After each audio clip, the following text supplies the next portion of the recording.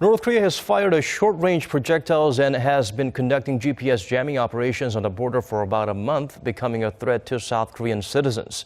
The disturbance is seen as an armed protest against the ongoing South Korea-U.S. joint military drills. Hyun-bin has the latest. North Korea fired another short-range projectile into the East Sea. South Korea's defense ministry said on Friday that the missile was fired from Seondeok Hamgyeongnam-do province and flew around 100 kilometers. Experts say the launch appears to be an armed protest against a nuclear security summit currently taking place in Washington.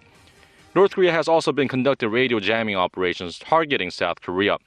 The South Korean presidential office of Cheong Wa Dae on Friday held an emergency national security council meeting and warned Pyongyang to halt the jamming operations, as they are becoming a threat to South Korean citizens.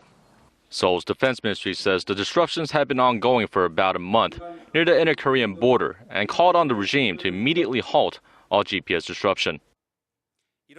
North Korea needs to immediately halt its GPS disruption activities as it violates the Armistice Agreement and the International Telecommunications Union regulations. The disruptions could affect mobile phones, civilian planes, and ships that rely on GPS for navigation. The Ministry of Science, ICT, and Future Planning said on Friday that 58 civilian airplanes and 52 vessels were affected, but that no significant mishaps were reported. South Korea's military says that the disrupted signals are coming from 4 different parts of the border, including Haeju and Mount Kumgang.